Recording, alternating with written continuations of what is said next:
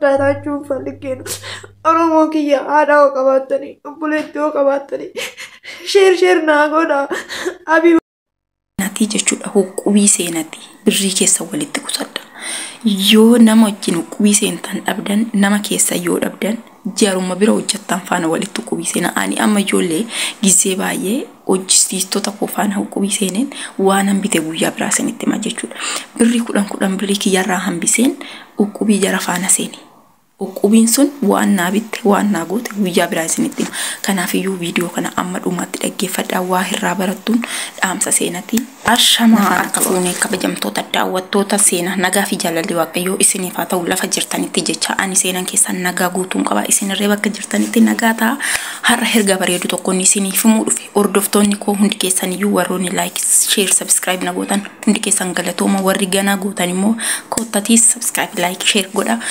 kanatti aansee obboloota koo biyya ormaa keessa jiraniif dhaamsa tokko hergugaa tokko dabarsuu barbaada ergichis maalii hojjettan obboloota koo biyya ormaa keessa yookiin mana namaa keessa jirtanii hojjettan biyya ormaa jedhaatii du'a jedhaatii tokkodha na biyyi ormaa fi duuni tokko biyya ormaa duuni akkamitti tokko ta'e seena yoo jettanii duunis guyyaa sitti dhuftuun beektu biyyi ormaas guyyaa biyya shiitti si baastee gara biyya keetti galisiin jettu hin beektu jechuudha kanaaf biyya ormaa tasfaa godhattanii biyya ormaa bakka in dhuftaa hin hojjettaa in galta kanuma biyya keettis in hojjettaa in argattaa in nyaatta kanuma wanti jiru jechuudha sammuu keessan keessa kana kaa biyya ormaa kan dhuftanii hojjechuudhaaf malee waaqayyo irraa ristiin gadi isinii bu'ee chaabbeeffamee waggaa idimee kee muduu asitti hojjettee jiraattaa kan jedhu miti biyya ormaa jechuudha biyya ormaa dhufuun hojjannee akkuma biyya keenya keessatti hojjannee nyaannu sana hojjannee maatii keenya gargaaruudha birriin biyya ormaa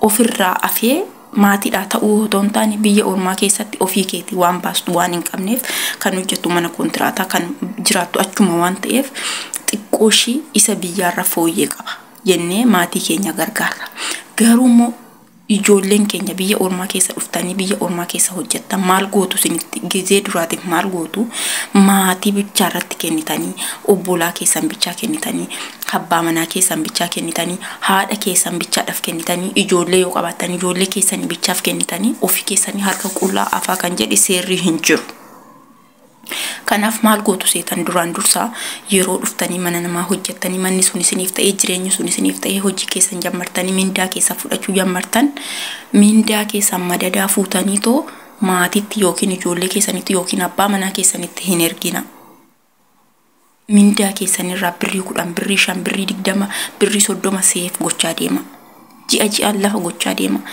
boorsa keessan keessatti lafa gochaa deema inni yeroo ji'a 2 ji'a 3 ji'a 4 ta'e akkaawuntii kee biyyaarratti ergattaa jechuudha sigalee malee birrii keessan hunda fuutanii maatii keessaniif haadha keessaniif abbaa keessaniif obboleessa obboleetti keessaniif yoo ergitan boru isin harka keessan duwwaa jirtu as garagaltanii boochuu jechuudha garuu biyaansi biyya keessan galtanii ittiin mana yaalas ta'u mana sabalaas ta'u mana bakka barbaadan deemtanii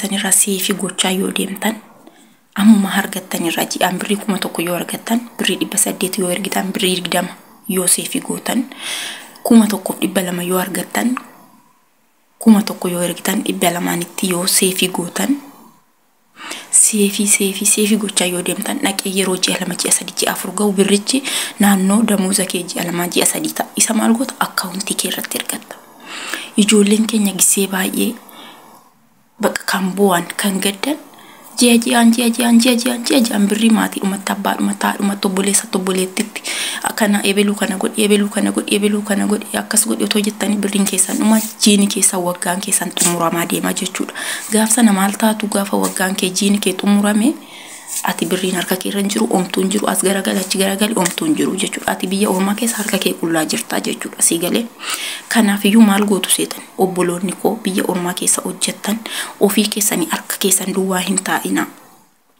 asii birrii qabaachuu dhiisuu dandeessu garuu akkaawuntii kee biyyaarraa buukii keerraa yoo waggaa 2 hojjette yekitti birriin 20 30 haa xiqqaattu 10 haa xiqqaattu jiraachuu qaba Maaliif yoo galtu gatii taaksii, gatii tiraanispoortii, gatii waa ittiin deemturre, gatii ittiin marfee tokko waraannatturre oo dhukkubsatte argachuu qabda jechuudha.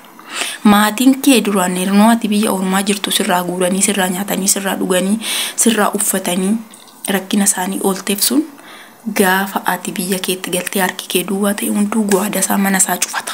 Si galee mana isaa cufata, barrii isaa cufata. Gaaf sana wanti si nyaatu, wanti si liqimsu hin jiru jechuudha.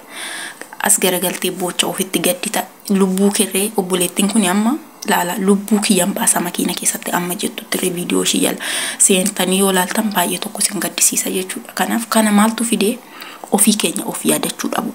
Bakka haati keenya rakkattu rakkattu, obboleessi keenya rakkata rakkata, abbaan manaa keenya akkas hundumtuu jireenyi biyya keessaa rakkinuma. Inni qabuyyuu qaba siin jedhu sa'aatii biyya ormaatti deemtutti jechuudha. Maaliif kan keessan heega, kan keessan akkaati laattuuf barbaada malee isuma qabuyyuu baaseetti fayyadamuu hin barbaadu maatiin biyya. Garuu isin maal gootu seetan ofii keessaniifis ofitti qoxxobaa. Birrii keessan hunda baastanii hin ergina. Birrii keessan siifii godha. Birrii keessan irratti dhiiga keessan akkasitti xabbi gootanii fiddan sana akkas fakkaattanii maraattuu fakkaanni kun olaala ana laala maraattuu fakkaateen jira jechuudha. Kanaaf akkasitti hojjettanii fiddanii birrii keessan muluu biyyatti ergitanii gaafa achi galtan immoo homtuun jiru harka keessan irra jechuudha. Isin galee kanaaf iyyuu obboloonni koo of qusadha. Birrii keessan madadaa baaftanii maatittiin ergina. Birriin hin dhaltu ijoollee, birriin ji'a ji'aan wanti dhaltu hin jirtu. Isin ji'a kana soo fudhattan achi ergitu, ji'a kana sachi fudhattu, achi ergitu, ji'a kana sachi ergitu, ji'a dhuftu sachi ergitu. Gaafa dhuftanii ji'a 5, ji'a 7, ji'a 8 waggaa tokko guuttan omtuu harka keessan irra jiru jechuudha. Garuu namni biyyaa immoo ati waggaa kee lakkaa'uftee ebe intalli belu waggaa 5 hojjattee, ebe intalli belu waggaa 10 biyya ormaa jirti, intalli belu waggaa 20 biyya ormaa jirti isiniin jedha namni. Garuu kan keessa jiru si qofaatu beeka jechuudha. Birrii ati ergiteef suni isaan biratti mul'atu gaafa ati biyya galtu addisii boorsaa kee keessa baasuudhaaf barbaadu. Kanaaf isin of qusadha. Barumsa walirraa barachaa deemaa. Birrii keessan seefii godhachaa deemaa. Ammuma walitti siqxanii yoo nama wal biraa qabattan tooftaadhaan jiraachuun kan barbaachisu jechuudha. Tooftaa barbaachisa. Biyyi ormaa tooftaa barbaaddi. Akkatti keessa ba'an, akkatti galan barbaachisa. Kanaafiyyuu biyya ormaa keessa yeroo jirtan tooftaa godhadha, karoora godhadha. Namni biyyaa isiniif yaadu, namni biyyaa isiniif yaadu akkasin akkanatti akka kiyyaa kanatti mataan keessan dhaabbatee suufii keessan kanatti bagdanii guyyaa sa'aatii 24 dalagdan namni biyyaa isiniin beeku. Kan beekuu qabu eenyudha? Isinidha jechuudha. Kanaafiyyuu ijoolleen keenya obboloonni koo mana namaa keessa jirtan, gwaada namaa keessa jirtan ofii keessaniif of qusadhaa, ofii keessaniif of yaadadhaa. Namni biraa ibidda yoo abbaan ofirraa buuse malee namni namarraan buusu. Annaa bakka ati jirtu si qofatu beeka, rabbiitu beeka. Kanaafiyyuu maallaqa keessan irratti tuqratii kenna. Gaafa si biyya keessan galtan waan irratti dugda keessan cabsattan nama xaartanii waggaa 15, waggaa 17, waggaa 12, waggaa 10, waggaa 3, waggaa 4 harka keessan duwwaa taatu. Kanaaf maallaqa keessan haa xiqqaatu. Baay'ee miti. Miliyoona 50, miliyoona 20 yookiin 200 yookiin 300 ton ta'an 30, 40 buukii keessan irratti argamuun dirqama isinitti ta'a jechuudha. Walitti cimmisaa guyyaa guyyaadhaan ji'a ji'aan herguu yoo dadhabdan walitti ji'a ji'aan birrii 500, birrii 200, birrii 300 lafarraa godha. Damooza argattan sana, mindaa argattan sanarraa akkasitti lafa godha. Isaan booda walitti qabattanii gaafa biyya keessan galtan waan guddaa isiniif taati jechuudha. Ishiin imtisin tuffattaniitu achi darbattan suni jechuudha. Kanaafiyyuu yeroo asii amma biyyi ormaa beektu guyyaa nama darbattu hin beektan. Yookiin dhukkubsattee galuu dandeessaa, yookiin manni sun sii ta'uu yoo dide jarri sun biiroo sii qayyaruu didanii gara biyyaa siif geessuu danda'u. Kanaaf biyyi ormaa gisee itti isin darbattu hin beektan, gisee sa'aatii ishiin beektan. Kanaaf isinitu of qusachuu qaba. Amma fakkeenyaaf obboloonni baay'een kan itti cufamee mindaan isaanii dhoowwatamee mana namaa keessatti idimee isaanii fixan warri akkasii baay'ee tokko nama gaddisiisu. Garuu isin otoo hojjettanii birrii keessan ji'a ji'aan otoo argattanii birrii keessan ji'a ji'aan argattan sana qusannaa irraa qusachuu dadhabdanii garuma maatii garuma biyyaatti ergitanii fixxanii yeroo as garagaltan harki keessan qullaa ta'u gizee tokko tokko nama gaddisiistu jechuudha. Kanaaf manarree yoo ijaaraa jiraattan mana ijaartan sana erga qorqoorroo fi lafa bittanii qorqoorroo sana irratti gad dhaabdaniin booda ofii keessanii qusannaa gochaa deema. Birrii 10 lafa godhachaa deema. Birrii 10 lafa godhachaa deema. Mana sana nyaattan gaafa galtan jechuudha. Sa'aatii daqiiqa uffeettiin jettee ji'uma tokkotti bayyanatti turree qabaachuu qabdaa jechuudha. Dirqama sitti ta'a jechuudha. Kanaafiyyuu obboloota koo warroonni seenaa keessan dhaggeeffattan irraa waa xiqqoo barattu jedhee amma beekumsa kiyyaa isinii qooda jira. Kanaafiyyuu isin immoo irraa baradhaa, waliif qooda, beekumsa qabda waliif himaa, walirraa baradhaa. Isa tokkorra isa buusan irraa maaliif bu'aa namni kun maal ta'eeti akkam ta'eeti waggaa meeqa hojjeteeti ji'a meeqa hojjeteeti jedhaati walirraa baradhaa. Walirraa barachuun waan guddaadha. Xiqqaadha jettanii biran darbinaa, guddaadha jettanii hin tuffatinaa. Abbaa isuma beekurraa waa isuma xiqqoorraa waa guddaa barattu jechuudha. Kanaafiyyuu obboleettiin kuni akkuma argitan viidiyoo ishee yoo ilaaltan baay'ee tokko sin gaddisiisti beektanii. Bakka biyya koo yoon galee tasfaa godhadha. Bakka biyya kee yoo galtuu maan taatu noormaalidha. Bakka gaafa biyya kana dhuftus bakka biyya sana yoon dhufe nan hojjedha nan jiraadha jettee dhufta. Gaafa asii galtus immoo biyya koottan gala yoo naa ta'e nan jiraadha, yoo naa ta'uu baate immoo deebi'een biyya biraa deema jedhiiti tasfaa godhi.